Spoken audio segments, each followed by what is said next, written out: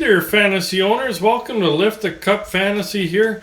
Not sure if you're chiming in, watching via YouTube or listening via podcast, but either way, really do appreciate the watch or listen. Enjoy the support here. And we'll continue along with our team reviews. We're going to take a look at the depth charts according to dailyfaceoff.com. Really do find them the most accurate. We'll take a look at goaltending tandem for Ottawa, defensive pairings and their forward lines, and mention who's on specialty teams as we take a look at the Senators here to help determine players' values for your upcoming drafts and upcoming fantasy season, and hopefully give you that edge for your leagues here. So we'll get right into it. Goaltenders this year for Ottawa will be Cam Talbot and Anton Forsberg. Talbot came over from Minnesota there in the offseason. He's 35 years old. Last year he got into 49 games. He was 32-12-4 with 3 shutouts, a 2.76 goals against average, and a .911 save percentage. Minnesota was a pretty strong team, as you can tell by that win total, getting 32. For 32 wins, you'd like to see that goals against down a little bit, save percentage a little bit higher, but overall pretty nice fantasy season for him. How does he project? Well, we'll cover Forsberg first, and then we'll kind of discuss that. So Forsberg's 29 years old. Last year he got into 46 games played. He was 22-17-4 with 1 shutout, a 2.82 goals against average, and a .917 save percentage.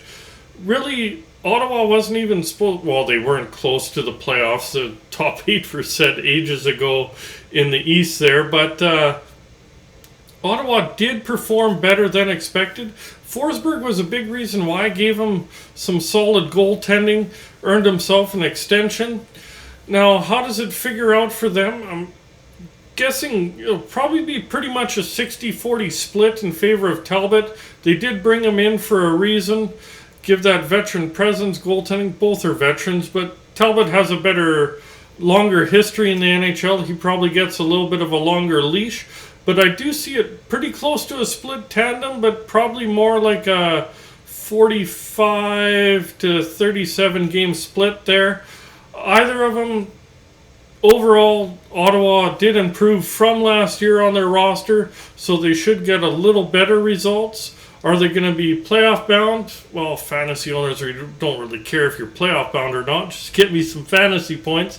But you won't be as bad picking an Ottawa goaltender as you were last year. It'd just be in the later rounds. Definitely don't take an Ottawa as your first goaltending option. Moving along to defensive pairings, their top pairing will be Thomas Chabot and Travis Hamonic.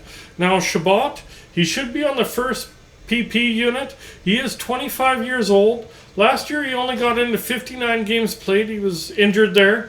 He had 7 goals, 31 assists for 38 points. So nice production, well over 0.75 points per game there. So really good value there. A little bit low by his standards, so you might see him drop in your drafts. So don't be afraid to scoop him up. Assuming he's healthy this year, you'll get really good value out of him. Out of his 38 points, 13 were on the power play. He had 73 hits. So not bad. He'd be over 100 hits over a full 82. 93 blocks, so really nice block total there. So really well-rounded. And 173 shots on goal. Overall, he really is your best option on the blue line coming out of Ottawa there.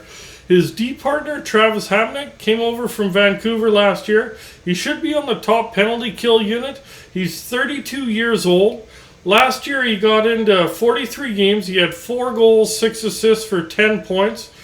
Had 73 hits, 93 blocks. So really nice hit and block total for only playing half the season. And 82 shots on goal.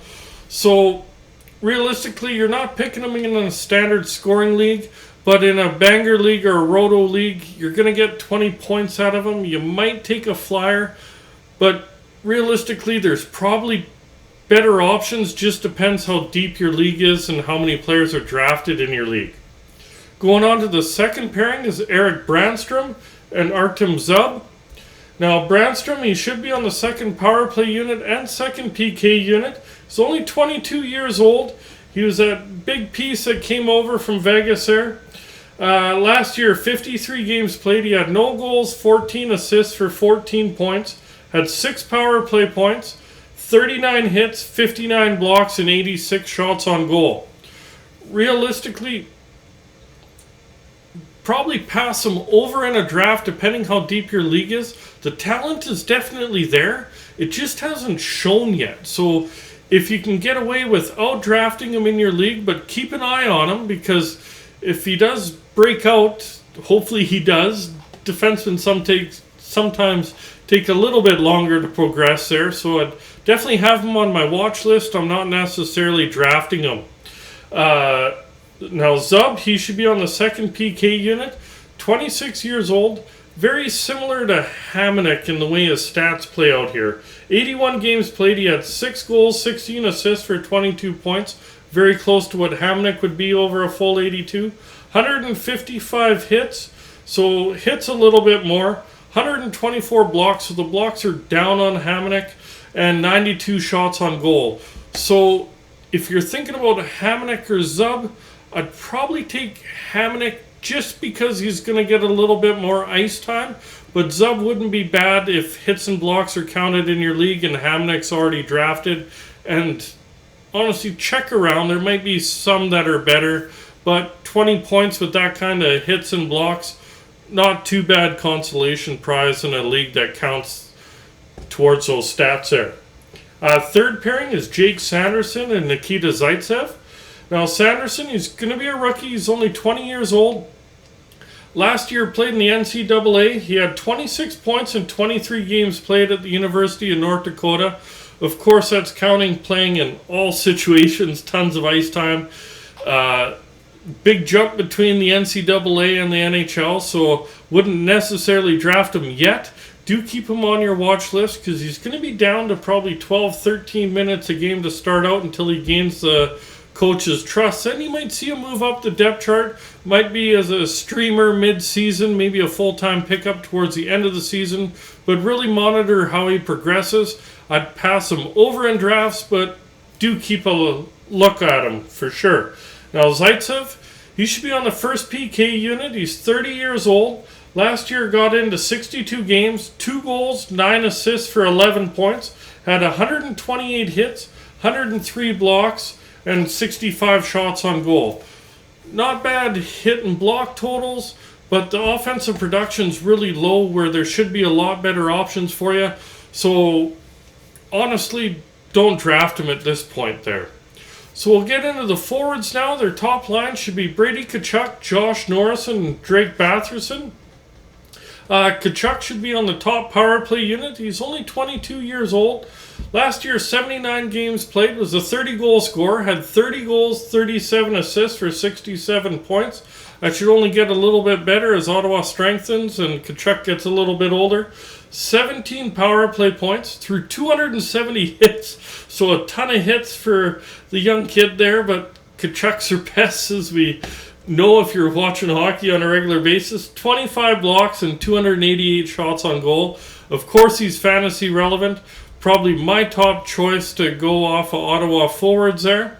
Centerman is Josh Norris. He should also be on the top power play unit. He's 23 years old. Last year got into 66 games. He was another 30-goal scorer, 35 goals, 20 assists for 55 points.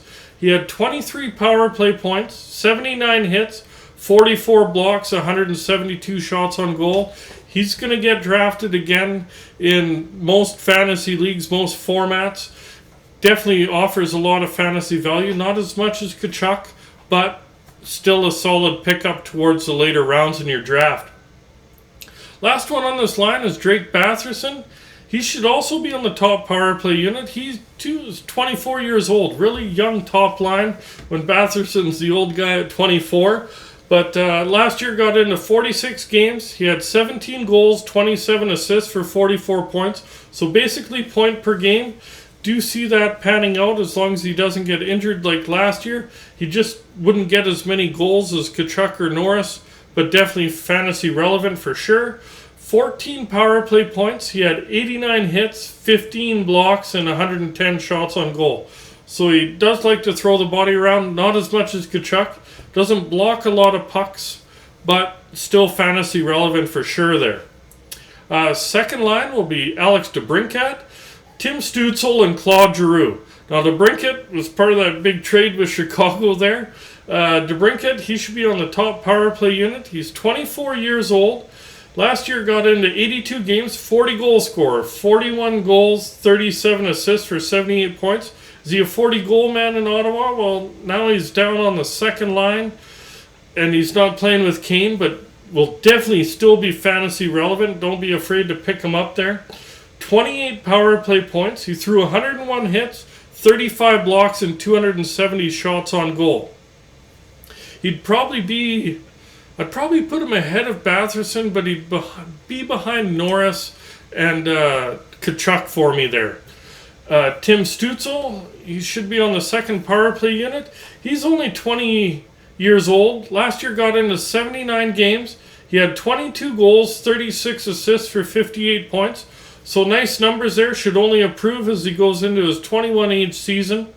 He had 26 power play points, 125 hits, 52 blocks, and 176 shots on goal. Realistically, Ottawa has a very strong top six. Their last one is their free agent signing, Claude Giroux, going back home there. He should be on the second power play unit. He's 34 years old, so getting up there. But even last year, 75 games played, he had 21 goals, 44 assists for 65 points. So really nice point total there. Don't see that really... Well, he's not going to get top-line minutes, but shouldn't go down that much. He has really good line mates in Stützle and DeBrincat. 23 power play points, 68 hits, 16 blocks. Definitely not going to step in front of too many pucks for you, but had 205 shots on goal. Their third line is Alex Formenton, Shane Pinto, and Mathieu Joseph. Now, Formenton, he should be on the second power play unit and top PK unit.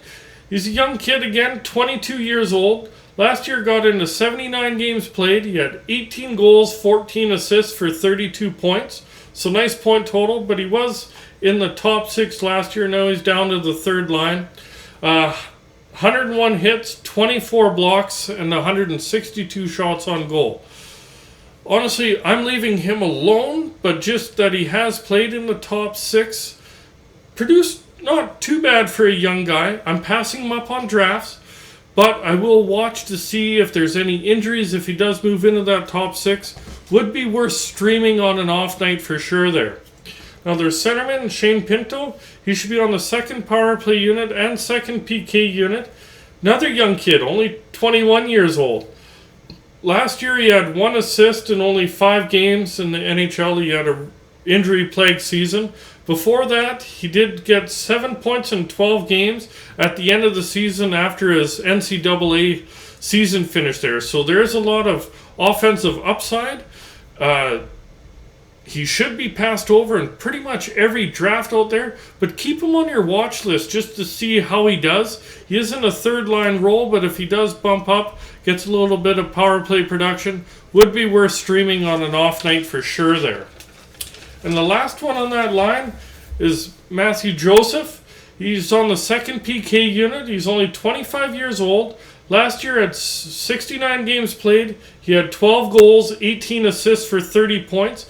Keep in mind, after he came over from Tampa Bay, when he was in Ottawa, he was right at a point per game. But he was playing in the top six, so another one to keep an eye on. Could be a fairly productive third line in Ottawa here. He also had 106 hits, 27 blocks, and 86 shots on goal. Their fourth line, like most fourth lines, probably not fantasy relevant except possibly in banger leagues, but we'll go through them anyways. It'll be Parker Kelly, Dylan Gambrell, and Austin Watson. Now, Kelly is 23 years old. He got into 41 games last year. He had 7 goals, 5 assists for 12 points. So, offensive production's down the tubes. 131 hits, 30 blocks, and 48 shots on goal. So, nice hit total, 131 hits. And he's a small guy. He's only 168 pounds, I think he was listed at. So, might just feel like a fly hitting against you, but he will throw the body on you. Probably not a lot of fantasy relevance other than the hit department. Now, Gambrel, he should be on the top PK unit. He's 26 years old. Last year got into 63 games. He only had 3 goals, 4 assists for 7 points. So again, no offensive upside there. 103 hits, 39 blocks, and 58 shots on goal. So realistically, not a lot of value. And if you're going to pick one, it would be Kelly over Gambrel. Gambrel doesn't really show much value at all there. And the last one's Austin Watson. He's 30 years old. Last year got into 67 games. He had 10 goals, 6 assists for 16 points. 213 hits, so nice hit total there. 63 blocks, which is pretty nice block total for a forward. And 88 shots on goal. But realistically, you're not going to draft him pretty much in any format. I can't see him getting picked up in too many drafts there. So that's Ottawa in a nutshell. After these previews are done, we will be having our top goalie, top defenseman, and top forward rankings come out. We'll have some draft strategy episodes. And as always in the regular season, we have 3 episodes that come out every week with different players to look at to help strengthen your roster and hopefully get you those wins there. So if you are watching via YouTube, remember to hit like, hit subscribe, remember that notification bell. That way you can catch these future episodes, or maybe you want to go back and catch some team previews that you've missed. Same thing, if you're listening via podcast, remember to hit follow, hit that heart, etc., just so you don't miss out on any of these episodes, and hopefully we help you strengthen your teams there, fantasy owners. Anyways, enjoy the rest of the fantasy offseason. Good luck in your drafts, and we'll see you next episode.